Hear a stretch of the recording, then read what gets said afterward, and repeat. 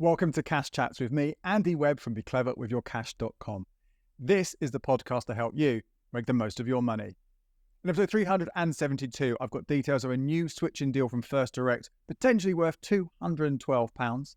I'm also going to share with you the new ISA rules. These come in from the 6th of April 2024, and they impact how many ISAs you can pay into in a financial year. And that's a big change. I think it's going to be quite beneficial. I'll take you through how that works. And also, I'm going to talk to you about council tax.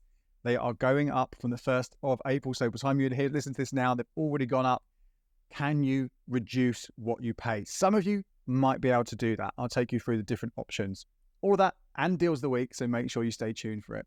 Anyway, let's get into it. This is episode 372 of Cash Chats. So I'm sure you've already had a letter through the post in the last few weeks detailing how much your council tax is going to go up for the next financial year. They always potentially increase on the 1st of April for the next 12 months. My one's come through at 3.6%. It's actually a smaller increase percentage-wise than what I had last year, but it is for the same amount, an extra £8 every month, an extra 96 quid a year. Now, £8 a month, yes, can manage that, can find the money for that. But when you put that cumulatively over the year with all the other increases we've got, it does add up to a substantial amount extra we're paying alongside all the other increases out there. And my 3.6%, it's actually probably pretty low compared to what many people have got. Councils are allowed every year to increase it by 4.99%. That's the max they can do. Some of that is ring-fenced for social care, but that's the most they can increase it every year. So I'm sure many of you may be getting increases going up towards close to 5%. Some of you might be facing even higher increases because if a council needs to, and there are a number of them right now, we're suffering from real financial difficulties to cover the costs of everything. Social care is a big part of that, but there are other aspects. Then they can go to a referendum where people can vote in much, much higher increases. And there could be 8, 10, maybe even 20% in one case, potentially on the cards for you. So again, this is yet another bill that is getting more expensive. Now, when we talk about other bills, I share with you the ways you can reduce them. So your broadband, your mobile phone, your pay TV, all of those ones are really easy to reduce. But council tax is one that is a lot harder to save money on. Doesn't mean you can't, but it's a lot harder. So I'm going to take you through some of the things you might want to be looking into to see if you could either get something reduced or maybe get some money back. And getting money back is something that absolutely everyone will be able to do if you are paying council tax. Now, I covered in more detail recently in the recent episodes. You can check that out separately. Cashback current accounts from Santander, which will give you 1% back on your council tax. Doesn't matter which one of those accounts you have, you'll get 1% back. And that is better than nothing, right? Yes, you have to factor in the fees. So do check out the other content I've produced on those Santander Edge Up, 123 and 123 Lite accounts. They're the 4 options, although some of them are only available to new customers. They are going to be a way that we can all save some money on council tax. So do that. That's a simple one that we can all do. After that, it gets a little bit more personalized, shall we say, because there are discounts available, but you have to have a specific situation or circumstances that make you eligible for this. The one which hopefully, if you are eligible for this, you already know about it. But if you don't, this is a big, big saver. This is if you are living alone or you are the only person over 18 in the household. So maybe you're a single parent, whatever it might be, then you can get a 25% discount on the rate. Now, this also applies to students. If you are just a student, a whole household of students, actually you don't pay council tax at all. But if you are living, you're not a student, but you're living with a student that over the age of 18, then you will get a 25% discount as so effectively they're not eligible for council tax. So you are effectively the only adult there. You're a single person, 25%. Now, if there's 2 adults and 1 student, sadly, you don't get it. It's just about being a single adult there. Now, if you are unemployed or meet other kind of certain conditions, which basically mean you receive certain benefits, pension credit is another one of those, then you might be able to claim council tax reduction payments. That potentially could be as high as 100% of your council tax. This obviously varies, again, on your benefits you're getting, but certainly look into that, see if you can get some money back there. If you are disabled, then you need potentially a bigger house to accommodate space for things like wheelchairs or extra bathrooms, things like that. Then you can get a drop down, a rate reduction. So this potentially would be, let's say you're band C right now. If you're eligible, you'll actually pay the rate for band B. So you'll still be property would be C, but you only pay the one below that. So that's a good thing to look into. Now, if you are classified, you've been medically classified as a severe mental impairment, then there are also discounts available there. Again, it varies depending on the makeup of the rest of the household, how the size of that discount. Potentially, if you're on your own or only with people who also aren't eligible, such as under 18s or students, then it could be 100%. If you live with a carer or you live with another adult, then it could again gradually sort of drop down depending on that kind of makeup. But certainly you do need to have the medical sort of sign off that this is the situation. And this is things like Alzheimer's or a severe stroke.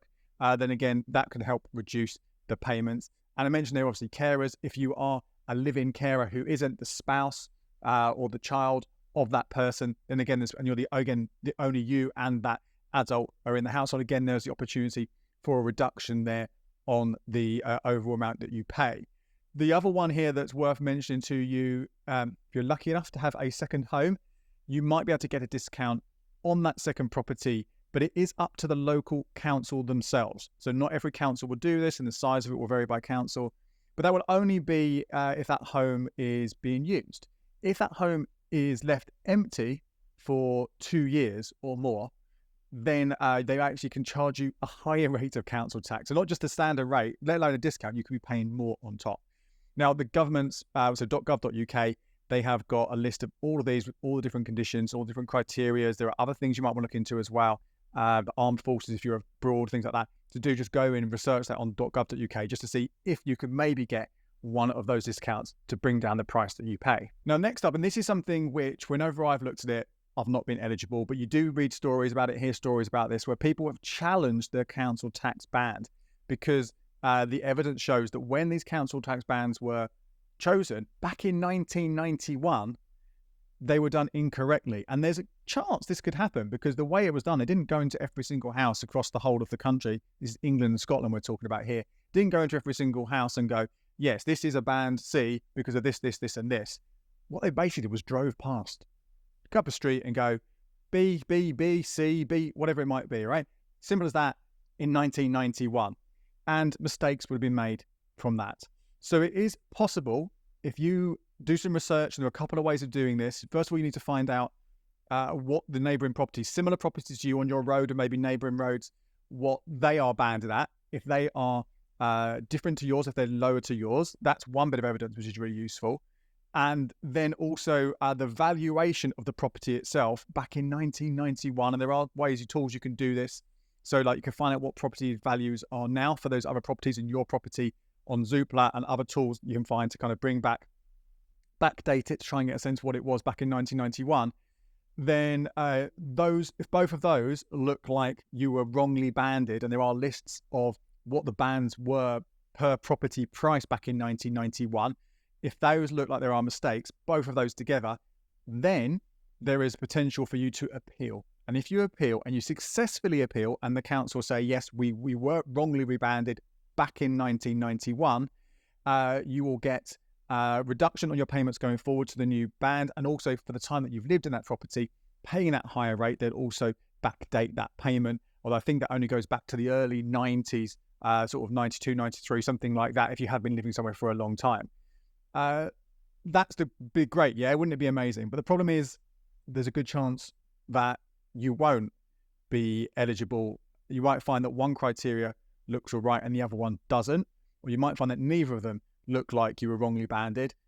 And in those circumstances, then it's probably not worth risking it, because the danger is, what if they then go and investigate and they think you're under band, you could be a higher band, you should be higher, because then they'll increase what you have to pay. And they might not even do it for you, they might do it for your neighbours as well. If they think, well, everyone here is a D, really they should be an E, everyone's bills goes up. So you only want to do this, and again, there's loads of great content you can find with more details of the processes, step by step for this, how to really analyse and check your 1991 valuation. Only if both those things look good is it really worth going for that. Now, one last thing to talk about here when it comes to council tax, and this one isn't necessarily going to save you money, but it will potentially help you budget more. As standard, council tax bills are split over 10 months. You have this kind of council tax holiday in February and March where you don't pay at all. So whatever the bill is for the year, divide it by 10, you do 10 payments and have a couple of months off. Now, for some people, that actually might work quite well. If you know this is coming and you work that way, and suddenly you've got a bit of extra cash in the new year, just over the new year, which might help you with paying for some of those more expensive costs you might still be paying for from Christmas. Personally, though, I prefer, you have to ask your council to do this. I prefer to have it split over 12 months. So it's the exact same amount of money every single month for the entire year. I know exactly what I'm going to be paying. And that doesn't leave any surprises at any time. And as long as you fit that into sort of broader kind of budgeting with all your other bills, all your other expenses, all your income coming in, then I think personally that works better for me. If that sounds like something you want, you will need to contact the council to get that changed. Now, if you are listening or watching the podcast on YouTube, then you'll need to click away for the next two sections because we've got them uploaded as separate episodes. You can listen to that first direct £175 bank switch offer, including how to get an extra amount on top of that in cashback, and potentially also a regular 7% regular saver as well, to make it quite a lucrative switching deal. And also those new ISA switching rules. How many ISAs can you have in a year?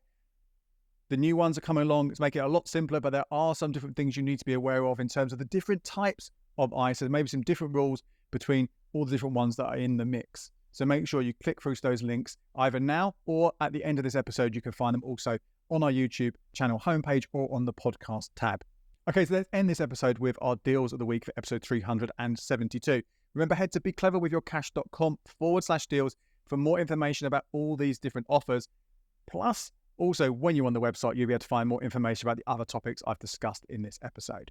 So only a few deals to share with you. Obviously, it's been the Easter weekend, so we've not been around over this time, but a few worth sharing with you. And one that ends today on the 2nd of April is the NatWest, RBS and Ulster Bank switching offers. This is the last chance for you to open that account and start that switch. So if you are still keen to do this, now go to those accounts, open the bank accounts, open them up and start that switch process, and then deal with the rest of them. Remember, I have got separate analysis over on becleverwithyourcash.com for each of these offers and on the YouTube channel, so you can get more information about exactly what you need to do. But these are going to end today, and this follows the Club Lloyd switch deal, which ended just before Easter. Now, we've covered ISAs obviously quite a lot in recent weeks, and that means we're going to start to see, I think, a number of special deals and offers from providers trying to get us to choose them for your money. Now, obviously, choosing the one with the best rate is a good route to go down, but some of these extra perks and bonuses are worth looking at. One that I've spotted is from Hargreaves Lansdown. They have a separate non-investing arm just on cash savings. And if you deposit, this is a huge amount, right? But £10,000 by debit card, so it's not for transfers, by debit card, so it's new money going into the ISA, they will give you a £25 bonus.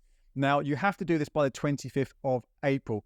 As we've already established earlier on, the new ISA rules mean you can, from the 6th of April onwards, you can pay money into more than one cash ISA. So this isn't locking you into a single ISA. You can do this 10,000 and still have money left to put in other cash ISAs if you wish. But you have to do this, add this new money by the 25th of April. Now, the terms and conditions here don't say the money has to stay there. I imagine that's implicit, but they don't explicitly say it. Personally, though, if I was going to do this, I would leave the money in there for at least until the 25th of October, because you need to also, don't have to use it, but also open up an active saver account by the 24th of October. And then on the 25th of October, that's when the £25 will be added. So potentially you're going to get the interest in this account plus that bonus. And if you don't want to stick with Hargreaves Lansdown ISA that you chose at this point, by the end of October, you can obviously transfer that money into a different account with a better rate if you wish. And if there are other deals over the coming weeks, we'll let you know at becleverwithyourcash.com and here on the podcast. And a couple of quick ones for you as well. If you shop at Asda and have built up any of the reward points, then until the 7th of April, you can double up those vouchers. So if you had a £1 one, it'd be worth £2. If it's £5 one, it'd be worth £10 to use in certain areas. And basically, it's on the non-food ones. So it's home, clothes, outdoor, toys, entertainment. Now, once you've doubled up that voucher, you have to use it by the 28th of April. And you can't convert it back. So I would only convert it over if you're there in the supermarket, you found the thing that you want to buy in one of those sections, then convert the voucher over. And what's really important with these vouchers is you have to use the full amount. So let's say you convert £2 into £4 and the thing you want is £3.50. You can't use it. It has to be for the full £4. So be really careful with this, but a good way to get a little bit extra. And it's interesting to see as they're offering this. I've not seen them do it before. And the last one is for something called Good Pair Days. This is a new wine club I say new, it's been around for a while, but relatively sort of pushing it sort of stuff a bit more here in the UK. They are offering, they say it's worth £100. It's a icebox cooler with a cheeseboard lid, an insulated wine bottle, and insulated wine tumblers with your first box. Now, a box could be as little as 30 quid. You need at least 3 wines, although it's £5 delivery. So, and delivery is free if you buy 4 wines. So you may as well buy 4 wines, at least 40 quid. You obviously can buy more expensive ones, but 40 quid, 4 bottles of wine and all that stuff. I've ordered one. It's arriving at some point today. Hopefully it's pretty decent. It looks good. Zoe and the team, she's already got one. Make sure that offer is showing when you click through. Again, you should be able to do that from the link on our site. But remember, get this, get the freebies, get the wine. Not too bad, right? This is a club. It's an ongoing subscription. So if you do not want to then carry on the following month for more wines to come, make sure you cancel that order. And incidentally, when I looked around at these individual bottles of wine, I found on this wine club, I remember it's called Good Pair Days, they were kind of 1 or 2 quid more than available from different off licenses or other online shops. So ongoing, it might not represent the best value for money. But as a freebie, I think it looks pretty good. That is it for this episode of Cash Chats. My name is Andy Webb. BeCleverYourCash.com is where you get all the extra information. Till next time, cheers.